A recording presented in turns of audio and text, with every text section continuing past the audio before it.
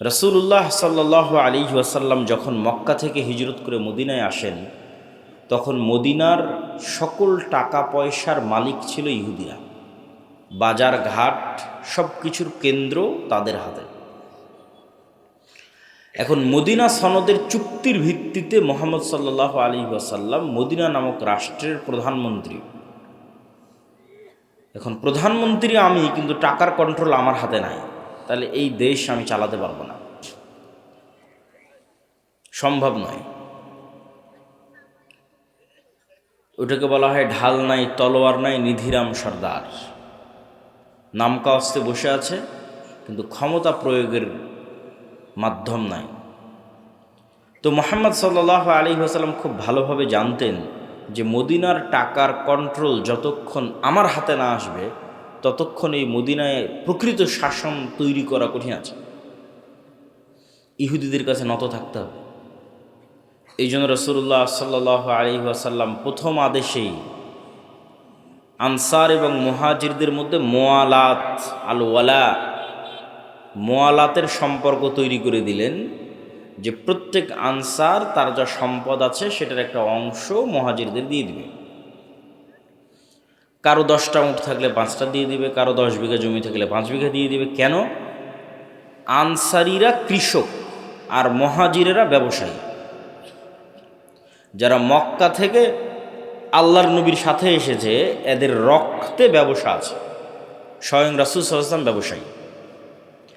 তাহলে মদিনার টাকার কন্ট্রোল হাতে নিতে হলে ব্যবসা করা লাগবে, কৃষি কাজ করে হবে না। আর মদিনার আনসারীরা কৃষক, অতএব ওরা ওদের সম্পত্তি অর্ধেক অর্ধেক করে মুহাজিরদের বুঝিয়ে দিক, মুহাজিররা ওইটা নিয়ে ব্যবসা শুরু করবে। অল্প কয়েকদিনের মধ্যে মদিনার টাকার কন্ট্রোল চলে আসবে মুহাম্মদ সাল্লাল্লাহু আলাইহি ওয়াসাল্লামের সাহাবীদের হাতে। হলেও তাই। আল্লাহর নবীর জীবদ্দশাতে ওসমান বিন আফফান, আব্দুর রহমান বিন আউফ, জুবাইর ইবনুল আওয়াম এরা মদিনাতে কোটিপতি হয়ে গেল। এবং টাকা দিয়ে যে গোলামি থেকে মুক্তি হয়, রাসূলুল্লাহ সাল্লাল্লাহু আলাইহি ওয়াসাল্লাম যখন মসজিদে নববীর জায়গা নির্ধারণ করলেন, তখন এই মসজিদে নববীর সামনে একটা কুয়া ছিল, যে কুয়ার মালিক ইহুদি। এখন আজকেই সৌদি আরবের সবচেয়ে বড় সমস্যা পানি। তাদের 1500 বছর আগে পানির কি প্রয়োজন ছিল মরুভূমির দেশে, আর মুসলমানদেরকে ওযু করা লাগে 5 বার। তো মুহাম্মদ সাল্লাল্লাহু আলাইহি ওয়াসাল্লাম কি ইহুদির কাছে নত হয়ে বলতে হবে, বাবা ইহুদি, আমার মুসলমানেরা তো উজু করবে, তো তোমার কুয়াটা একটু ব্যবহার করতে দিতে হবে, একটু দিবা? এই যে নত হওয়া, এই নত হওয়াটাই তো গোলামি। রাসূলুল্লাহ সাল্লাল্লাহু আলাইহি ওয়াসাল্লাম বললেন, কে আছে এমন যে এই কুয়া জান্নাতের বিনিময়ে কিনে দিতে পারবে মুসলমানদের জন্য? ওসমান ইবনে আফফান রাদিয়াল্লাহু তাআলা আনহু তার নিজের টাকা দিয়ে এই কুয়া রাসূল সাল্লাল্লাহু আলাইহি ওয়াসাল্লামের আদেশে কিনে দিলেন। তাহলে ওসমান যদি টাকা ইনকাম না করত, আর সেই টাকা দিয়ে যদি কুয়া না কিনে দিত, তাহলে ইহুদির কাছে অনুরোধে মাথা নত হতো মুহাম্মদ সাল্লাল্লাহু আলাইহি ওয়াসাল্লামের। টাকার জোরে সে মাথাটা নত হলো না। এটাই স্বাধীনতা। ফেরাউন বানু ইসরায়েলকে গোলাম বানাতো, তার একটা পদ্ধতি, অনেকগুলো পদ্ধতির একটা পদ্ধতি টাকা। সেটা হচ্ছে কারুনকে দিয়ে প্রচুর পরিমাণে সুদি লোন দিত, সুদের উপর লোন দিত। সুদের উপর লোন দিলে মানুষকে দ্রুত গোলাম বানানো যায়। তো এইটা একটা পদ্ধতি ছিল, টাকার কন্ট্রোল নিজের হাতে রেখে সুদের উপর লোন দিয়ে বানু ইসরায়েলকে গোলাম বানানো। মুহাম্মদ সাল্লাল্লাহু আলাইহি ওয়াসাল্লামের জীবদ্দশায় যে যুদ্ধগুলো হয়েছে, এই যুদ্ধগুলোকে আপাত দৃষ্টিতে দেখলে মনে হয় যে এটি ধর্মযুদ্ধ, হক আর বাতিলের যুদ্ধ। কিন্তু বদরের যুদ্ধের ইতিহাস পড়ে দেখেন, বাস্তবে কিন্তু এটা অর্থনীতির যুদ্ধ, টাকার দ্বন্দ্ব, টাকার যুদ্ধ। অন্তত বদরের যুদ্ধের ক্ষেত্রে হক বাতিল তো আছেই, কিন্তু শুরুটা হয়েছে কিভাবে দেখেন। এখান থেকে কেবলা কি পিছন দিকে? এইদিকে। এখান থেকে যদি কেবলা এইদিকে হয়, তাহলে আমরা ধরে নিই এই যে এটা হচ্ছে মক্কা, এটা হচ্ছে মদিনা, আর এটা হচ্ছে সিরিয়া, বা আমি যে পারে বসে আছি এটা সিরিয়া। ফিলিস্তিন, জেরুজালেম, আর ওই পাশে এটা হচ্ছে সমুদ্র, লোহিত সাগর। তো ওই মক্কা থেকে আদিকাল থেকে মানুষেরা ব্যবসা করার জন্যই সিরিয়াতে আসতো, সমুদ্রের ধার দিয়ে, সাইড দিয়ে, কিনারা দিয়ে। আমাদের নবী মুহাম্মদ সাল্লাল্লাহু আলাইহি ওয়াসাল্লাম নিজে স্বয়ং তার চাচা আবু তালেবের সাথে এই রাস্তা দিয়ে সিরিয়াতে ব্যবসা করতে এসেছে। তো এখন মুহাম্মদ সাল্লাল্লাহু আলাইহি ওয়াসাল্লাম যখন মক্কা থেকে হিজরত করে মদিনায় চলে আসলেন, মদিনায় আসার পরে তিনি ওই যে ব্যবসায়িক রাস্তা, ওই যে ব্যবসায়িক রুট, ওই ব্যবসায়িক রুটটা বন্ধ করে দিলেন। বিজনেস রুট বন্ধ মক্কার কাফের মুশরিকদের জন্য, যে ওদেরকে তো মদিনার এই সমুদ্র পার হয়ে সিরিয়াতে আসতে হবে। তো রাসূলুল্লাহ সাল্লাল্লাহু আলাইহি ওয়াসাল্লামের বিজনেস রুট বন্ধ করে দেওয়ার কারণে আবু সুফিয়ান আর সিরিয়া থেকে মক্কায় ফিরে যেতে পারে না। কেননা মধ্যের যে রাস্তা, এই রাস্তার কন্ট্রোল মুহাম্মদ সাল্লাল্লাহু আলাইহি ওয়াসাল্লামের হাতে, কেননা মধ্যে মদিনা পড়েছে। তখন সে সাহায্য চেয়ে পাঠায় মক্কাতে আবু জাহালের কাছে, যে বিজনেস রুট যদি ক্লিয়ার না থাকে ব্যবসা করবো কি দিয়ে, ব্যবসা বন্ধ হয়ে গেলে খাবো কি। আর মদিনায় যাওয়া হয়নি মুহাম্মদ সাল্লাল্লাহু আলাইহি ওয়াসাল্লামের শুক্রবার 7 দিন, এখনই বিজনেস রুট বন্ধ করে দিয়েছে, কাল পাওয়ারফুল হলে কি করবে? তাহলে ঘটনা দেখেন, এটা টাকার কন্ট্রোল কার হাতে থাকবে, অর্থনীতির কন্ট্রোল কার হাতে থাকবে, এটা মুহাম্মদ সাল্লাল্লাহু আলাইহি ওয়াসাল্লাম খুব ভালো বুঝতেন। তখন যুদ্ধ হলো বদরের। এই জন্য বদরের যুদ্ধ মদিনার মধ্যে হয়নি, বদরের যুদ্ধ হচ্ছে সমুদ্রের ধারে, মদিনা থেকে 250-300 কিলোমিটার দূরে। এত দূর চলে গেছে রাসূল সাল্লাল্লাহু আলাইহি ওয়াসাল্লামের সাহাবীরা বিজনেস রুট বন্ধ করার জন্য, মদিনা থেকে 300 কিলোমিটার দূরে, সমুদ্রের ধারে।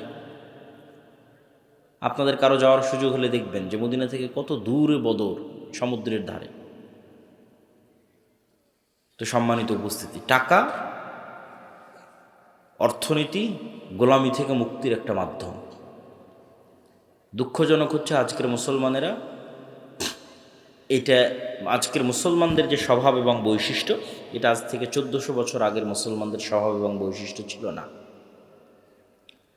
আল্লামা ইকবাল লিখেছেন, নাহি মাকাম কি খুগর তবিয়তে আজাদ, হাওয়ায়ে সাইরে মিসালে নসিম পয়দা কর। যে মুসলমানেরা কখনো এক দেশ, এক এলাকা, এক গ্রাম, এক কাজ, নির্ধারিত কোনো কিছুর কোনোদিন মুখাপেক্ষী ছিল না। মুসলমানেরা হচ্ছে সকালের প্রবাহিত বাতাসের মতো, যার কোনো বর্ডার নাই, যার কোনো সীমানা নাই। রাসূলুল্লাহ সাল্লাল্লাহু আলাইহি ওয়াসাল্লামের সাহাবীদের বেশিরভাগ 90% নিজ এলাকা, নিজ গ্রাম, নিজ দেশে মরেনি। কেনারা নির্ধারিত কাজ, নির্ধারিত পেশা, নির্ধারিত দেশ নিয়ে কোনোদিন পড়ে থাকেনি, সকালের প্রবাহিত বাতাসের মতো। জীবিত কওমের আলামত এটাই যে তাদের সকাল এবং সন্ধ্যা পরিবর্তন হয়, আর মৃত কওমের আলামত এটাই যে তাদের সকাল এবং সন্ধ্যা এক থাকে। প্রতিদিন সকালবেলা উঠলাম, মাঠে গেলাম, কাজ করলাম, বাড়িতে আসলাম। প্রতিদিন সকালবেলা উঠলাম, অফিসে গেলাম, কাজ করলাম, বাড়িতে আসলাম। এই যে ডেইলি রুটিন সেম, এটা হচ্ছে মৃত জাতির আলামত। আর 1400 বছর আগের মুসলমানেরা মরু যাযাবর, বিদুইন। আজ এখানে 2 দিন, তো কাল গোবিন্দগঞ্জে 3 দিন, তারপরের দিন বগুড়া গাবতলীতে 5 দিন, তারপরের দিন ঢাকা, চলছেই তো চলছে। তারপরে দিল্লি, করাচি, আফগানিস্তান, প্রতিদিন সকাল সন্ধ্যা পরিবর্তন হচ্ছে। ব্যবসা করে বেড়াচ্ছে সারা পৃথিবী। ব্যবসার রাস্তা দিয়ে মুসলমানেরা দিন প্রচার করেছে। ভারতের কেরালা, বাংলাদেশের চট্টগ্রাম, ইন্দোনেশিয়া, মালয়েশিয়া, সব ব্যবসার রাস্তা দিয়ে দিন গেছে। মুসলমানদেরকে চাকরি করা, গোলামি, নৌকরি, নৌকার, চাকর, এটা শিখিয়েছে ইউরোপিয়ানরা। মুসলমানদের গতি এটা ছিল না। মুসলমানদের গতি হচ্ছে টাকা ইনকাম করতে হবে, দিনের দাওয়াত দিতে হবে, ব্যবসা করতে হবে। এই জন্য দিনের কাজে অর্থের খুব প্রয়োজন। আজকের এই অনুষ্ঠান চলা অবস্থাতেও আপনারা এই প্রতিষ্ঠানে, এই উদ্যোগে দানে অংশগ্রহণ করবেন, এটা আপনাদের প্রতি উদাত্ত আহ্বান থাকবে। আল্লাহ কবুল করুক, বলেন আল্লাহুম্মা আমিন। তাহলে আমাদের বক্তব্যের বিষয়, মুসলমানেরা গোলামি থেকে বাঁচবে কিভাবে। তো শুরুই করলাম অর্থনৈতিক মুক্তি, গোলামি থেকে মুক্তির একটা রাস্তা। 2 নম্বর, শতভাগ তাওহীদ এবং শতভাগ ইমান বিল গায়বে ইয়াকিন ছাড়া মুসলমানদের বাঁচার কোনো রাস্তা নেই। অন্তত 20% মানুষ লাগবে বাংলাদেশে যদি আমরা একটা পূর্ণাঙ্গ বিপ্লব চাই, যে বিপ্লবটা হবে ন্যায়ের, যে বিপ্লবটা হবে ইনসাফের, তাহলে অন্তত 20% মানুষ লাগবে, যেই 20% মানুষ শতভাগ তাওহীদে বিশ্বাসী, শতভাগ ইমান বিল গায়বে ইয়াকিন রাখে। শতভাগ তাওহীদ কি? সুন্দরগঞ্জ গাইবান্ধার আহলুল হাদিস ভাইয়েরা মনে করতে পারে যে আমরা তো শিরক বেদাত করি না, কবর মাজারে যাই না, তাহলে আমাদের তাওহীদে সমস্যা কোথায়? আছে। শতভাগ তাওহীদে খুব কম মানুষ বিশ্বাসী। যেমন এখানে অনেকেই আছেন যিনি কবরে মাজারে যান না, কিন্তু তিনি বিড়ি সিগারেটের নেশায় আসক্ত। তাহলে ওনার ইলাহ হচ্ছে বিড়ি সিগারেট। ইলাহাহু হাওয়া, মনের প্রবৃত্তি তার ইলাহ। সে আল্লাহর ইচ্ছার সামনে নিজের ইচ্ছাকে জবাই করতে পারেনি।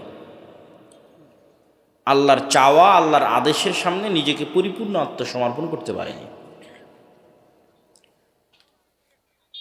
ये दौर अपने इब्राहिम की तलाश में है। আজকের যুগে মুসলমানদের মুক্তির রাস্তা হচ্ছে একজন ইব্রাহিম আলাইহিস সালাম লাগবে। মুসলমানদের মধ্যে ইব্রাহিম আলাইহিস সালাম নাই। ইব্রাহিম আলাইহিস সালাম মানে কি? শতভাগ তাওহীদ। তো মুসলমানদের মুক্তির রাস্তা ইব্রাহিম আলাইহিস সালামের মতো হতে হবে, শতভাগ তাওহীদপন্থী হতে হবে। আপনি টাকার জন্য, দুনিয়া এবং বস্তুবাদী চিন্তাধারার জন্য হালাল হারামের চিন্তা চেতনা বাদ দিয়ে দিয়েছেন, ক্ষমতার জন্য বাদ দিয়ে দিয়েছেন, নারীর জন্য বাদ দিয়ে দিয়েছেন, বিড়ি সিগারেট নেশার জন্য বাদ দিয়ে দিয়েছেন। তাহলে এগুলো প্রত্যেকটাই দাসত্বের জিনজির, এগুলো পূর্ণাঙ্গ তাওহীদের প্রমাণ বহন করে না। যখন আপনি সব কিছু থেকে মুক্ত, আপনার হৃদয়, আপনার কলব যখন টাকার প্রাধান্য থেকে মুক্ত, টাকার আধিপত্য থেকে মুক্ত, দুনিয়ার খ্যাতির নেশা থেকে মুক্ত, দুনিয়ার ক্ষমতার লোভ থেকে মুক্ত, নারীর নেশা থেকে মুক্ত, বিড়ি সিগারেট জুয়া ফ্রি ফায়ার পাবজি এগুলোর নেশা থেকে মুক্ত, এই কলব শুধু ওটাই পছন্দ করে যেটা আল্লাহ পছন্দ করে, শুধু ওটাই ভালোবাসে যেটা আল্লাহ ভালোবাসে, ওটাই করতে মনে চায় যেটা আল্লাহ সুবহানাহু ওয়া তাআলা বলেছেন, ওইটাকে ঘৃণা করে যেটাকে আল্লাহ সুবহানাহু ওয়া তাআলা ঘৃণা করেছেন। এইভাবে যখন ইব্রাহিম আলাইহিস সালাতু ওয়াস সালামের মতো হয়ে যাবে, এবার গোলামি থেকে মুক্তির রাস্তা শুরু হয়ে যাবে।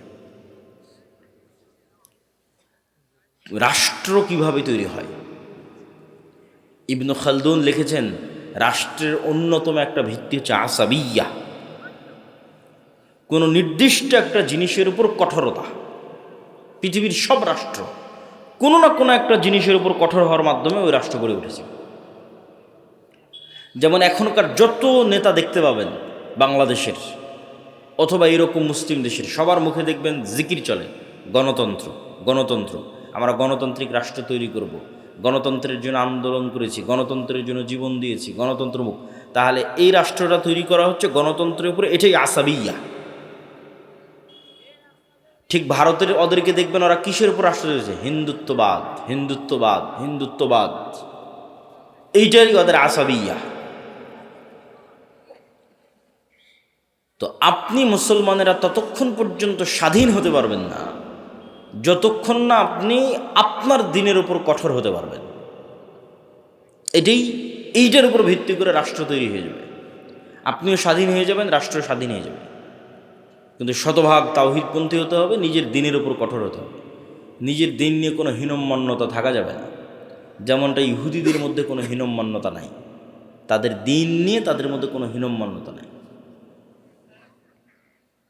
আপনাদের চেয়ে বেশি টুপি ইহুদিরা পরে, আপনাদের চেয়ে বেশি দাড়ি ইহুদিরা রাখে, শতকরা সংখ্যায় নয়।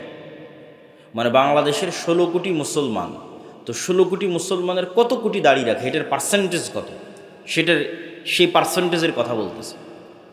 এটা নয় যে না গুনলে তো দেখা যাবে যে 1 কোটি মানুষ দাড়ি রাখে, তো ইহুদির সংখ্যা তো 1 কোটি নয়, কিন্তু ইহুদির সংখ্যা যদি 10 লক্ষ হয় তো তার 9 লক্ষ দাড়ি রাখে।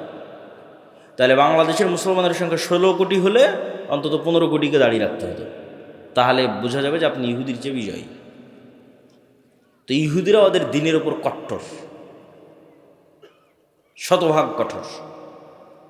পৃথিবীর কে কি বললো সেটা না পরোয়া করে না, কে সন্ত্রাসী বলবে, কে কি বলবে, এটার কোনো পরোয়া নেই। ওর ভাষা, ওর ল্যাঙ্গুয়েজ, ওর আদর্শ, ওর আকিদা, ওর দিনের উপর কঠোর হওয়ার মাধ্যমেই ওকে স্বাধীন হতে হবে, মুক্তি নিতে হবে, কোনো রাস্তা নেই। কিন্তু দুঃখজনক হচ্ছে যে আমরা মুসলমানেরা চিন্তা করি 47 এই দেশ তৈরি হলো ইসলামের উপর, ভারত সেকুলারিজমের উপর, আর সেই ভারতই 70 বছর পর কট্টর হিন্দুত্ববাদী হয়ে গেল। আর 70 বছর পর আমরা কি বলছি? আমরা সেকুলার, আমরা ধর্মনিরপেক্ষ, আমি অনেক ভালো, আমি মৌলবাদের সাথে নাই, আমি ইসলামের সাথে নাই। এটাই তো দাসত্ব, এটাই তো গোলামি। এই জন্য শতভাগ তাওহীদ ছাড়া, শতভাগ নিজের দিনের উপর কঠোর হওয়া ছাড়া গোলামি থেকে মুক্তির কোনো রাস্তা নেই। পয়েন্ট নাম্বার 2, ইমান বিল গায়বে ইয়াকিন। ইমান বিল গায়বে ইয়াকিনের মাধ্যমে গোলামি থেকে মুক্তির রাস্তা আছে। কিভাবে? মনে করেন আজকে আপনারা আমাকে বাংলাদেশের ক্ষমতা দিয়ে দিলেন, বাংলাদেশের ক্ষমতায় যাওয়ার পর আমি কালকে ঘোষণা দিয়ে দিলাম এই দেশ শতভাগ ইসলামী রাষ্ট্র। ঘোষণা দেওয়ার 1 সেকেন্ডের মধ্যে ভারত এবং আমেরিকা বাংলাদেশকে বয়কট করবে অর্থনৈতিকভাবে। অর্থনৈতিকভাবে বয়কট করার পর বাংলাদেশে এখন যে সুযোগ সুবিধা আপনারা ভোগ করতেছেন, সেই সুযোগ সুবিধা আর ভোগ করতে পারবেন না। এই বিদ্যুৎ আর থাকবে না, থাকবে অনেক অল্প, হয়তো 20%, যতদিন না পূর্ণাঙ্গ উৎপাদন না করা হয়েছে। ভারতের আদানির লাইন বন্ধ করে দেবে, আরও কত কি, রাশিয়ারটাও বন্ধ হয়ে যেতে পারে, সব বন্ধ হয়ে যাবে। বিদেশ থেকে ডলার আসবে না, ইউরো আসবে না, প্রবাসীদের ধরে ধরে পাঠিয়ে দেবে, অনেক কিছু। গার্মেন্টসে ক্রয় আদেশ বাতিল হয়ে যাবে। আপনার গাইবান্ধার কত মানুষ গার্মেন্টস থেকে ইনকাম করতেছে, ওরা ইনকাম পাবে না, বাড়ি ফেরত চলে আসবে। তো যখন দেখবেন যে এরকম ভয়ঙ্কর ম্যাসাকার চলতেছে, আপনি বলবেন যে রাখো তোমার দিন, রাখো তোমার ইসলাম, নামাও আবদুল্লাহকে, দরকার নাই, এর চেয়ে আগেরটাই ভালো ছিল। এটাই বাস্তবতা। তাহলে কখন ইসলামের বিজয় সম্ভব হবে? যখন অন্তত 20%, বাংলাদেশের অন্তত 20 থেকে 30% মানুষের ইমান বিল গায়বে ইয়াকিন থাকবে। ইমান বিল গায়ব কি? ইমান বিল গায়বের একটা বড় পার্ট হচ্ছে পরকাল। 6 নাম্বার, ওয়াবিল আখিরাতি হুম ইউকিনুন, সূরা বাকারার মধ্যে আল্লাহ বলেছেন আল্লাযীনা ইউমিনুনা বিল গায়ব, যারা গায়বে ইয়াকিন রাখে। আর শেষ করছেন ওয়াবিল আখিরাতি হুম ইউকিনুন, পরকালে ইয়াকিন রাখে। তো পরকালে ইয়াকিন রাখা মানে কি? পরকালকে ভিজুয়ালাইজ করতে পারা, দেখতে পাওয়া। মুসলমানদের জীবন পরকাল ভিত্তিক। পরকালকে যতক্ষণ আপনি চোখ বন্ধ করে দেখতে না পাবেন, বারজাখি জীবনকে যতক্ষণ দেখতে না পারবেন, ততক্ষণ আপনি এই দুনিয়ার মোহ থেকে বের হয়ে আসতে পারবেন না। আর যতক্ষণ এই দুনিয়ার মোহ থেকে বের হয়ে আসতে না পারবেন, ততক্ষণ আপনাকে দিয়ে বিজয় হবে না। আল্লাহ সুবহানাহু ওয়া তাআলা কোরআন মাজিদে বলছেন, আম হাসিবতুম আন তাদখুলুল জান্নাহ ওয়ালাম্মা ইয়াতিকুম মাসালুল লাযীনা খালাউ মিন ক্বাবলিকুম মাসসাতহুমুল বা'সা ওয়াদ-দাররা ওয়াজুলজিলু হাত্তা ইয়াকুলার রাসূলু ওয়াল্লাযীনা আমানু মা'আহু মাতা নাসরুল্লাহ। জান্নাত কি তোমাদের মামার বাড়ি? জান্নাত কি তোমাদের নানির বাড়ি? এখন পর্যন্ত সেই জুলুম, সেই অত্যাচার সহ্য করলো না। যেই জুলুম, যে অত্যাচার তোমাদের পূর্বে যারা চলে গেছে তারা সহ্য করলো। তারা কি সহ্য করেছে? সূরা বুরুজে আল্লাহ বলছেন, ওয়ামা নাকামু মিনহুম ইল্লা ইউমিনু বিল্লাহিল আজিজিল হামিদ। পুরো একটা এলাকার মানুষকে আগুন জ্বালিয়ে পুড়িয়ে দেওয়া হচ্ছে, এবং ওই এলাকার মানুষেরা স্বেচ্ছায় আগুনের মধ্যে ঢুকে যাচ্ছে। তাদেরকে শর্ত দেওয়া হয়েছে, হয় ইমান পরিত্যাগ করো, না হয় আগুন রেডি আছে। তাহলে একটা পুরো সুন্দরগঞ্জের সকল মানুষ স্বেচ্ছায় কিভাবে আগুনে পুড়ে মারা যেতে পারে? একটাই রাস্তা আছে। সুন্দরগঞ্জের মানুষ যেদিন দেখতে পাবে সামনে যে আগুনটা জ্বলতেছে, এটা জান্নাত। এটা কিসের আগুন? এটা জান্নাত। আর পিছনে আমার বাড়িতে যে লাইট, ফ্যান, বিদ্যুৎ, এসি চলতেছে, ওখানে তো জাহান্নামের আগুন জ্বলতেছে। এই ইয়াকিন ছাড়া সম্ভব নয়। আসহাবুল উখদুদের এই ইয়াকিন ছিল, তারা স্বেচ্ছায় আগুনে চলে গেছে, কেন? ওই আগুনের মধ্যে ওরা জান্নাত দেখতে পাচ্ছিল। আর ওদের বাড়িতে ঘরে ওরা জ্বলন্ত জাহান্নামের আগুন দেখতে পাচ্ছিল। এটাই ইয়াকিন, এটাই পরকালের উপর ইয়াকিন। অন্তত 20% মানুষের এই লেভেলের যতক্ষণ ইমান না হবে, ততক্ষণ ইসলামের বিজয় হবে না। মুসলমানেরা জোর করে টেনে নামাবে, কেননা পরকালমুখী চিন্তা ছাড়া ইসলামের বিজয় সম্ভব না। বস্তুবাদী চিন্তা দিয়ে ইসলাম কোনোদিন বিজয় হবে না। বস্তুবাদ তো ধোঁকা, আপনাকে গোলাম বানানোর ধোঁকা, আপনার দিনকে ছিনিয়ে নেওয়ার ধোঁকা। সম্মানিত বুঝতে, এই জন্য ইমান বিল গায়বে ইয়াকিন লাগবে। তারপরে দুনিয়াতে কি করতে হবে? দুনিয়াতে দুটো জিনিসের মাধ্যমে নেতা তৈরি হয়। একটা হচ্ছে জ্ঞান এবং শিক্ষা, আর একটা হচ্ছে সত্যবাদিতা এবং ন্যায়পরায়ণতা। এই দুইটার মাধ্যমে নেতা তৈরি হয়, নেতা তৈরির কারখানা। ন্যায়পরায়ণতার আমানতদারিতা যেন মুসলমানদের মধ্যে না থাকে, এই জন্য মুসলমানদের উপর চাপিয়ে দেওয়া আছে গণতন্ত্র। গণতন্ত্র হচ্ছে গোলাম তৈরির কারখানা। কেন? গণতন্ত্রের কালচারই এমন যে ওখানে আপনাকে মিথ্যা বলতে হবে। গণতন্ত্রের কালচারই এমন, ওখানে আপনাকে 2 নম্বরই করতে হবে, ধোঁকাবাজি করতে হবে। অন্য দলের সাথে তো বহু দূরে থাক, একই দলের একই আসনের মনোনয়ন প্রার্থী একজন আরেকজনের বিরুদ্ধে যদি 2 নম্বরই না করে তো মনোনয়নে নিয়ে আসতে পারবে না। তাহলে এই যে 2 নম্বরই কালচারের মধ্যে দিয়ে যেন বড় হয়, এই জন্য গণতন্ত্র চাপিয়ে দেওয়া। তাহলে কি হবে? তাহলে 300টা যে এমপি আসতেছে, 300 এমপি 2 নম্বরই রাস্তা অবলম্বন করে আসতেছে। তাহলে এরা 300 জনই আপনাদের কাছে এমপি, কিন্তু আল্লাহর কাছে গোলাম।